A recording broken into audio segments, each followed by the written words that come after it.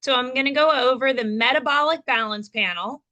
You can find this in your imaet navigation under the wellness, and you go down, it will be the bottom. So you click here and it brings you to this screen. And here we have 7 different protocols that we can run. So the first one is obesity hormones. When we click on this, it's going to give us a description over here on the upper right-hand corner. If we double click on this, it will also get bigger for us. So the obesity hormones have to do with the GLP-1.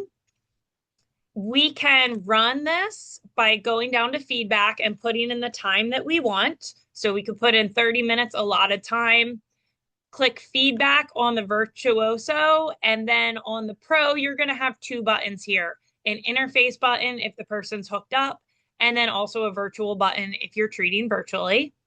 We can press stop at any time. We can also run this at 0, and this will just run infinitely. So this will just keep on running. We can click this and we can run this all day long since this is upregulating the genes that have to do with obesity hormones. Just remember, if you do set this on 0, we always want to remember that we have to press stop. It will not stop on its own.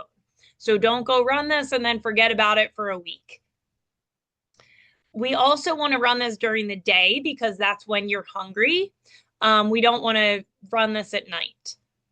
So the next thing we have is a cortisol and stress balance protocol.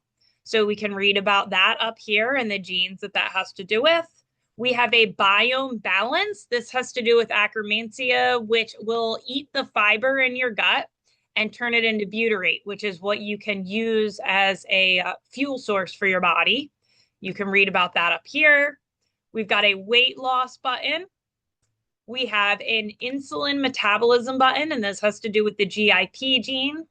We have a cellulite protocol, and then we have a hair, skin, and nails protocol that has to do with your thyroid. We do have a panel info button at the bottom right-hand corner. If you click on that, that will give you more information about the panel. And I think that's all. Enjoy the new panel.